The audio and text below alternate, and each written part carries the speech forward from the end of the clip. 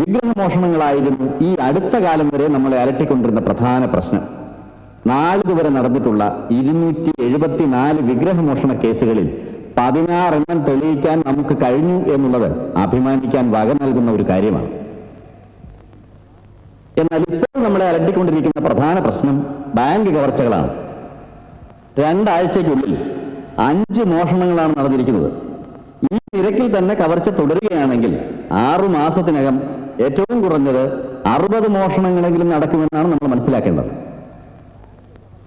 ഈ അവസരത്തിൽ ബാങ്ക് കവർച്ചകളിൽ നമുക്ക് കൈവരിക്കാൻ കഴിഞ്ഞിട്ടുള്ള പുരോഗതിയെക്കുറിച്ച് SP ശ്രീകണ്ഠൻ നായർ എന്ത് പറയുന്നു? സാർ, ഈ കവർച്ചകളുടെ പിന്നിലെ കറുത്ത കൈ പെരേരയുടേതാണെന്ന് സംശയാതീതമായി തെളിഞ്ഞിട്ടുണ്ട്. ബോംബെ പോലീസുമായി ബന്ധപ്പെട്ട് പെരേരയെ പറ്റിയുള്ള ചില പ്രധാന വിവരങ്ങൾ ശേഖരിക്കാൻ എനിക്ക് കഴിഞ്ഞിട്ടുണ്ട്.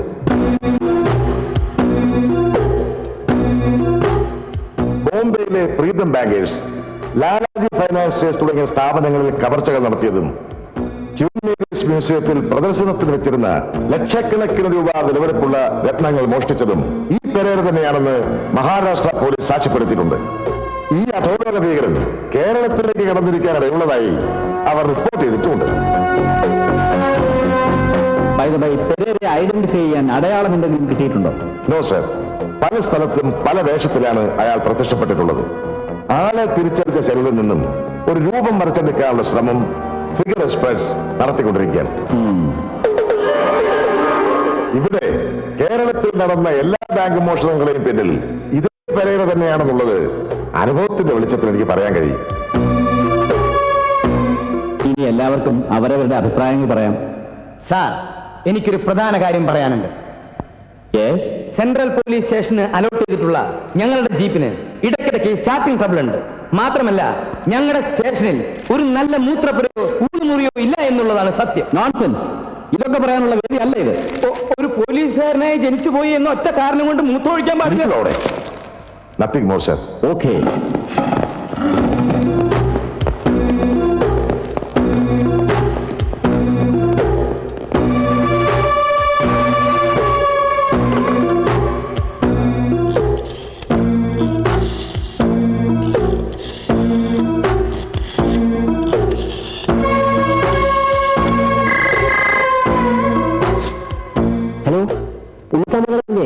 ഞാൻ ശങ്കരനാ, PC. പെരേരയെ കുറിച്ച് ചില വിവരങ്ങൾ കിട്ടിയിട്ടുണ്ട്. താൻ ധൈര്യമായിട്ടിരിക്കെ. തനിക്ക് എന്തെങ്കിലും കുഴപ്പം സംഭവിക്കുന്നത് വരെ ഞാൻ തന്റെ കൂടെ ഉണ്ടായിരിക്കും. ഓക്കെ? എന്റെ കണക്കുകൂട്ടലുകൾ ഒരിക്കലും തെറ്റാറില്ല. അത് പിന്നെ നല്ല ഒന്നാന്തരം കാൽക്കുലേറ്റർ അല്ലേ മുതലാളിയുടെ കയ്യിലുള്ളത്? ബെന്നി എന്നെ വിട്ടുപോയത് വേറെ വമ്പൻ സ്രാവിന്റെ സംഘത്തിൽ ചേരാനായിരുന്നു. ആരാ മുതലാളി? ബോംബെ അധോലോകത്തിന്റെ ആണിക്കല്ല് പെരേര. ഇപ്പൊ എനിക്കെല്ലാം വ്യക്തമാകുന്നു. എന്റെ ജൂവലറി കൊള്ളടിച്ചതും ആ പെരേരയായിരുന്നു. ബെന്നി അയാളെ സഹായിച്ചിരിക്കും. ഇവിടെ നമ്മുടെ നാട്ടിൽ നമ്മൾ കൊള്ളടിക്കുന്ന പല സ്ഥാപനങ്ങളുമാണ് പെരേര ഇപ്പൊ നോട്ടമിട്ടിരിക്കുന്നത്. അവനെ എങ്ങനെയെങ്കിലും കീഴ്പ്പെടുത്തി അവന്റെ സമ്പാദ്യം കൈക്കലാക്കി അവൻ കണ്ണു തുറന്ന് വായിച്ചു നോക്ക്. തന്റെ കയ്യിൽ നിന്ന് പണം തട്ടിക്കൊണ്ടുപോയ നിസാറിനല്ല, ഇന്റർനാഷണൽ ക്രിമിനൽ ആണെന്ന്. ഇത്രയും വലിയൊരു ക്രിമിനലിനെ താൻ ഒറ്റയ്ക്ക് പിടിക്കുമെന്നോ? അതിനെ താൻ ഗോപി വരച്ചോണ്ടിരുന്നാ മതി. ആരാണ് സാർ ഈ ഗോപി? തന്റെ അമ്മായിയപ്പൻ. Oh, my father-in-law. He is not Gopi. He is Sheshu. B.A. Sheshadri, B.A.B.T. He is no more. തന്നെ ഞാൻ കൊല്ലും. എന്റെ അവസ്ഥ മനസ്സിലാക്കാതെ സാർ രാവിലെ ജോക്ക് അടിക്കുന്നല്ലോ സാർ. എനിക്ക് ചിരിക്കാൻ പറ്റുന്നില്ല സാർ. മൈൻഡ് യു, ഒരാഴ്ചക്കകം നഷ്ടപ്പെട്ടു പോയ പണം തിരിച്ചടച്ചില്ലെങ്കിൽ തന്റെ എല്ലാ സ്വത്തുക്കളും ജപ്തി ചെയ്യാൻ കമ്പനി നടപടിയെടുക്കും. You can go. സ്വാമി, ആഭ്യന്തരമന്ത്രി IG വിളിച്ചിരുന്നു. അന്വേഷണം എവിടം വരെ ആയെന്നറിയാൻ. നമ്മുടെ ഈ പെരേരയും സുകുമാരക്കുറുപ്പും വീരപ്പനും ഒക്കെ ഒരേ ബ്ലഡ് ഗ്രൂപ്പുകാരാണെന്നാണ് എനിക്ക് തോന്നുന്നത്. ഛേ, ഒന്ന് നോക്കിയാൽ നമ്മളൊക്കെ കഴിവില്ലാത്ത മണ്ണന്മാര് തന്നെയാണ്, അല്ലെ സാറേ? ഓർത്തില്ല ചോറ്റാനിക്കര ദേവീക്ഷേത്രത്തിലെ പ്രസാദം. May I come in, sir? Yes. Thank you very much, sir. എന്താ സ്വാമി? പെരേരയെ കുറിച്ചുള്ള എല്ലാ വിവരങ്ങളും കിട്ടി. എന്നൊരു വാർത്ത സാറിന്റെ നാക്കിൽ നിന്നും കേൾക്കാൻ വേണ്ടിയിട്ടാണ് ഞാൻ അടിക്കടി ഇങ്ങോട്ട് വരുന്നത്. എന്നാൽ ഇനി ഇങ്ങനെ എന്നും വന്ന് അന്വേഷിക്കണ്ട.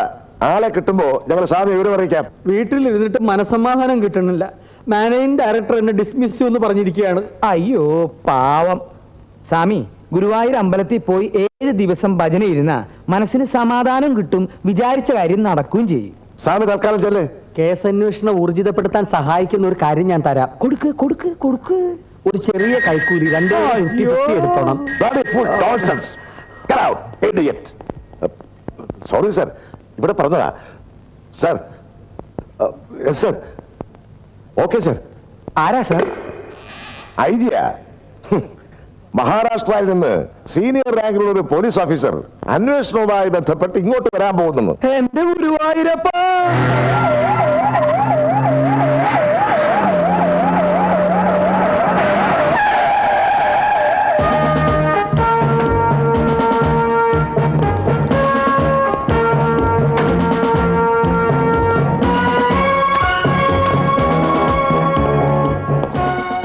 May I come in? Yes.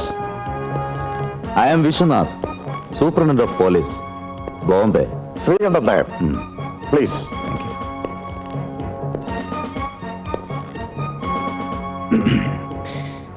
ഇങ്ങോട്ട് വരാനുള്ള പ്രധാന കാരണം ഓ, മലയാളിയാണല്ലേ?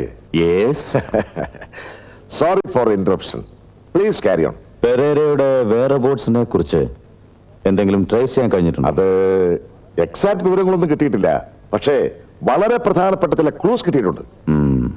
Carry on. ആ, പിന്നെ അയാളുടെ സഹോദരിയാണെന്ന് കരുതപ്പെടുന്ന ഒരു പെൺകുട്ടിയെ ഞങ്ങൾ കസ്റ്റഡിയിൽ എടുത്തിട്ടുണ്ട്. Very good. ഈ കേസ് അന്വേഷണത്തിൽ മഹാരാഷ്ട്ര പോലീസിന്റെ എല്ലാ ഹെൽപ്പും നിങ്ങൾക്ക് എപ്പോഴും ഉണ്ടാവും. Okay, thanks. By the by, ഈ പെരേരെ കണ്ട തിരിച്ചറിയാൻ കഴിയുന്ന ആരെങ്കിലും ഉണ്ടോ? യെസ്, ആലം ആൻഡ് അലോട്ട് കമ്പനി മാനേജർ ഒരു അനന്തകൃഷ്ണസ്വാമിക്കും പിന്നെ എനിക്കും അവനെ വ്യക്തമായി തിരിച്ചറിയാൻ കഴിയും. Okay then, I will make a move. One important thing. പെരേരെ നിങ്ങൾ കസ്റ്റഡിയിൽ എടുത്താൽ ഉടൻ ഞങ്ങൾക്ക് ഹാൻഡ് ഓവർ ചെയ്യണം. Because he is the most wanted criminal in Bombay city. ഓഹോ, വളരെ സ്മാർട്ട് പോലീസ് ഓഫീസേഴ്സിന്റെ ഒരു ടീം എന്നോടൊപ്പം കേരളത്തിൽ വന്നിട്ടുണ്ട്. അതുകൊണ്ട് ചിലപ്പോ പെരേരെ കേരള പോലീസ് പിടിക്കുന്നതിന് മുമ്പ് തന്നെ മഹാരാഷ്ട്ര പോലീസ് കസ്റ്റഡിയിൽ എടുത്തുവെന്നും വരും. കേരള പോലീസ് വാചകത്തിലല്ല, പ്രവൃത്തിയിലാണ് വിശ്വസിക്കുന്നത്. വെല്ലുവിളിയാണോ? അങ്ങനെ കരുതിയാലും വിരോധമില്ല. Then I am accepting your challenge. You are welcome.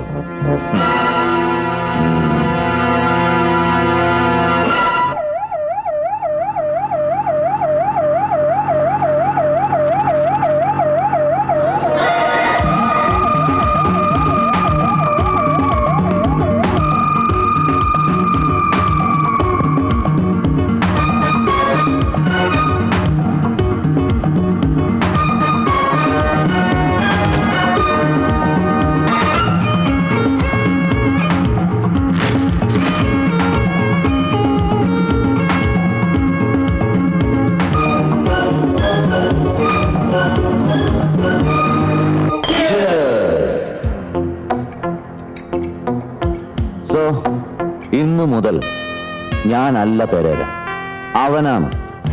അവൻ പോലീസ് കസ്റ്റഡിയിൽ ആവുന്നതിന് മുമ്പ് നമുക്ക് ട്രാപ്പ് ചെയ്യണം. അവനെ കൈ കിട്ടുന്നോണ്ട് നമുക്കെന്ത് പ്രയോജനമെന്ന് പെരേര സാബ് പറഞ്ഞില്ല. ബേവക്കൂഫ്. ദിമാഗ് ചാഹിയേ, ദിമാഗ്, ബുദ്ധി, ഇന്റലിജൻസ്. മഹാരാഷ്ട്ര പോലീസ് ചാർജ് ചെയ്തിട്ടുള്ള 74 കേസുകളിൽ 1-ാം പ്രതിയാണ് ഞാൻ, അല്ലെ? അതെ. മഹാരാഷ്ട്ര പോലീസിന്റെ റെക്കോർഡ്സ് പ്രകാരം ഞാനിപ്പോ കേരളത്തിലാണ്. എന്നാൽ ഇവിടുത്തെ പോലീസിന്റെ റെക്കോർഡ്സിൽ പെരേര ഞാനല്ല, വേറൊരു സാധുവാണ്. എന്നെ ട്രേസ് ചെയ്യാൻ മഹാരാഷ്ട്ര പോലീസ് കേരള പോലീസിന്റെ സഹായം തേടാതിരിക്കില്ല.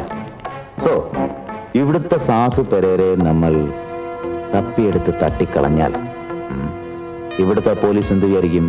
സാബ് മരിച്ചു. കറക്റ്റ്. അതോടെ എന്റെ പേരിലുള്ള കേസ് ഫയലുകളെല്ലാം ക്ലോസ് ചെയ്യുന്നു.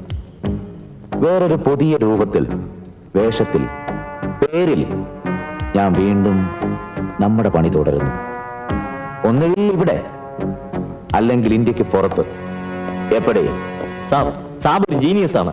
അതെ, അതുകൊണ്ടാണ് ഞാൻ സാബായതും നിങ്ങളെല്ലാം എന്റെ ശിങ്കിടികളായതും. ഓക്കേ?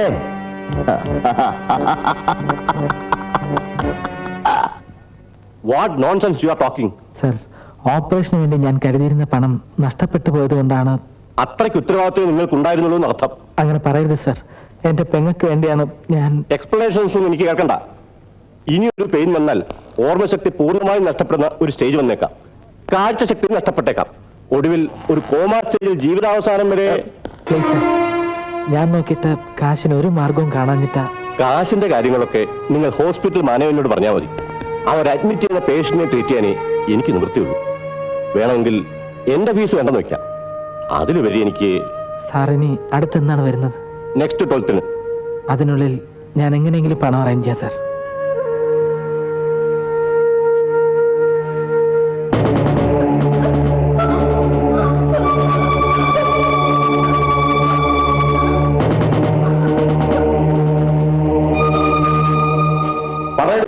നിങ്ങൾ എത്ര പേരുണ്ട്? എടീ, നിന്റെ ഉമ്മക്കളൊന്നും ഞങ്ങളോട് വേണ്ട. ഇതിനേക്കാളും വലിയ ഉമ്മക്കളിക്കാരെ കൊണ്ട് ഞങ്ങളെ സത്യം പറയിച്ചിട്ടുണ്ട്. പറയടി, എന്താ നിങ്ങളുടെ ഉദ്ദേശം? ഇങ്ങനെയൊന്നും ചോദിച്ചാൽ ഇവള് പറയത്തില്ല സാറേ. കുറച്ചു നേരം എനിക്ക് വിട്ടു തന്നാൽ ഞാൻ പറയിപ്പിക്കാൻ സത്യം. മര്യാദയ്ക്ക് സത്യം പറഞ്ഞോ. എവിടെയാരും നിങ്ങളുടെ ഒളിത്താവളം? പറയാ.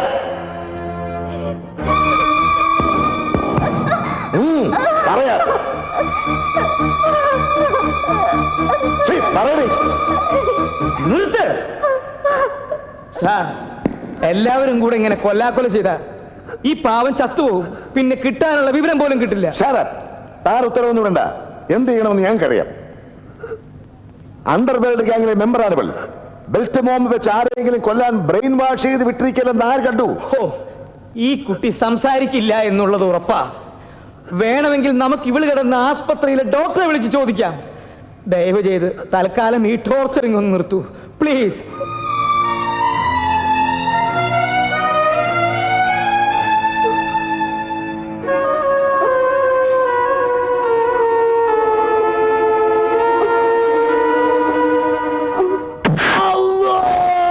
ഇരുപത്തിനാല് മണിക്കൂറിനുള്ളിൽ അവനെ കുറിച്ചുള്ള വിവരങ്ങൾ സ്റ്റേഷനിൽ തന്നിരിക്കണം. ഇല്ലെങ്കിൽ ചവിട്ടിന്റെ ലങ്സിലേക്ക് കളയും.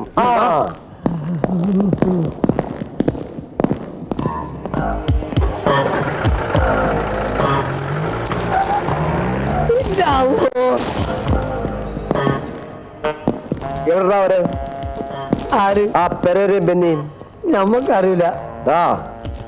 അവരെവിടെയുണ്ടെന്ന് പറയുന്നവരെ നിന്നെ മനസമാധാനത്തോടെ ജീവിക്കാൻ ഞാൻ സമ്മതിക്കണം. മനസ്സിലായോ?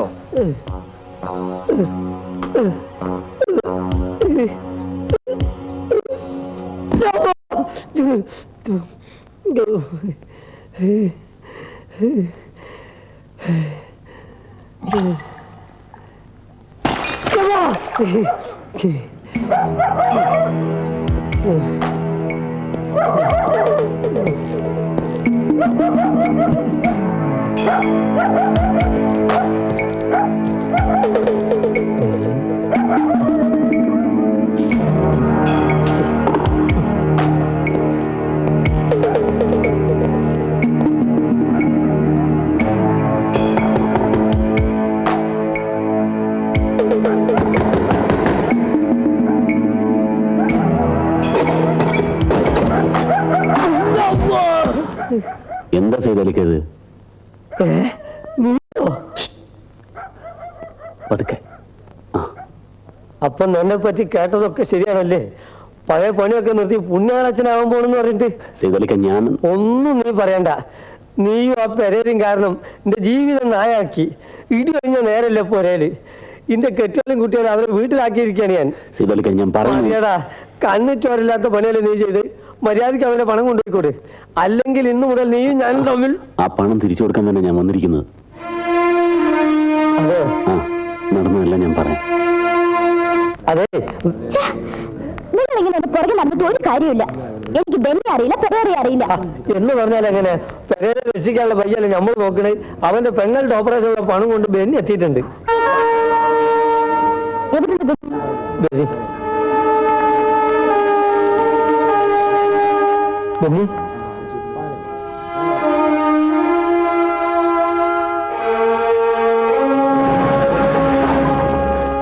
നിങ്ങൾ ഇവിടെ നിന്നാ മതി. ഞാൻ ചെന്ന് ജോസി വിളിച്ചോണ്ട് വരാം. ബെന്നി, ഓളെ നമുക്ക് വിശ്വസിക്കാലോ അല്ലേ? അല്ല നമ്മളോട് കൂടെ ഇരുന്നോളാൻ പറഞ്ഞിട്ട് അവൾ അകത്തോട്ട് പോലീസിന് ഫോൺ ചെയ്താലോ? എന്നാ പിന്നെ ആശുപത്രി ചെയ്താൽ പോരെ? അത് ശരിയാ. അല്ല നമുക്കിപ്പോ ആരെ വിശ്വസിക്കാൻ പാടില്ലെന്ന് ഒരു പിടി കിട്ടാതായിക്കുന്നു. ആകെപ്പാട് ഒരു കൺഫ്യൂഷ്യസ്.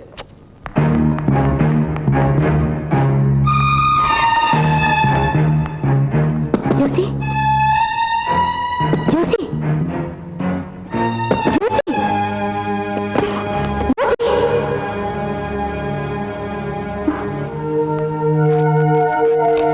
മേഴ്സിക്ക് ഇനിയും ബെന്നിക്ക് വേണ്ടി കാത്തിരിക്കുന്നതിൽ അർത്ഥമുണ്ടെന്ന് തോന്നുന്നില്ല. ഞാൻ പോലീസിന് കീഴടങ്ങാൻ പോവുകയാണ്. എല്ലാം ഞാൻ അവരോട് തുറന്നു പറയും. തൽക്കാലം പോലീസിന്റെ ഉപദ്രവത്തിൽ നിന്നും നാൻസി രക്ഷപ്പെടുമല്ലോ. നേരിട്ട് പറഞ്ഞാൽ നീ സമ്മതിക്കില്ലെന്ന് അറിയാവുന്നതുകൊണ്ടാണ് ഈ ഭീരുത്വം കാണിക്കുന്നത്. എല്ലാം വിധി പോലെ വരട്ടെ. സ്നേഹത്തോടെ ജോസി.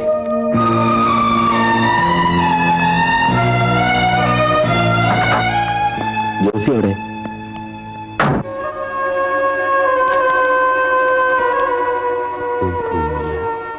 ഞാൻ പോലീസിന് കീഴടങ്ങാൻ പോവുകയാണ്. എന്ത് മണ്ടത്തിലാണ് അയാൾ കാണിച്ചത്? പോലീസിന്റെ കയ്യിൽ അങ്ങ് കിട്ടിയ ഇത് പിടിച്ചേ. എന്താ എന്ത് പറ്റി? ഒന്നും പറ്റിയില്ല. സൈഡിലേക്ക് അങ്ങോട്ട് നീങ്ങിയില്ല. അല്ല ഞാനെന്താ നീങ്ങിയിരിക്കുന്നു? 10 മുതലേ ഞാൻ വണ്ടി പറഞ്ഞില്ല. தம்பி ஏதாவது விவரம் கிடைச்சா உடனே அறிவிச்சிடுங்க. ശരി. முருகா ஒன்னும் சொல்லி பிரயோஜனமில்ல. அந்த 5000 கோடி திருமதி நடத்தின அர்ஷத் மேத்தாவை இன்னும் ஜெயிலுக்குள்ள போட முடியல. பின்ன அல்லவா இந்த 5 லட்சம் மோஷிச்ச பரேரா. அந்த அயோக்கிய பையன் கையில கிடைச்ச நான் கொலை பண்ணிடுவேன்.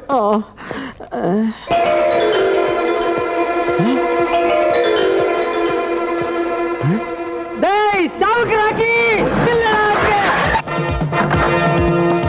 ജോസി, നീ ഇപ്പൊ പോലീസിന് പിടി കൊടുക്കരുത്. വിടാനാ പറഞ്ഞു. ഇല്ല ഞാൻ സറണ്ടർ ആയില്ലെങ്കിൽ നാൻസി അവര് നിന്റെ പണമായിട്ട് ഞാൻ വന്നിരിക്കുന്നു.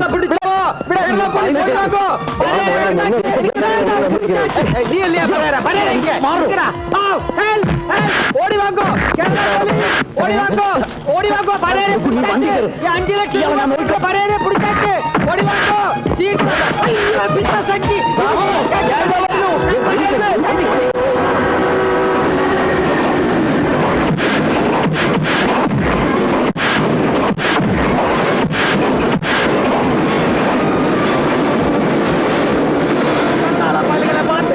ഓടി നമ്മുടെ സാധ്യത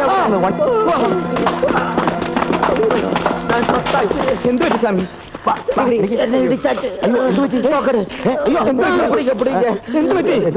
രജനീകാന്ത് ഇടിக்கிற மாதிரி ഇടിച്ചിട്ട് കാറിൽ ഏറി പോയാച്ച്.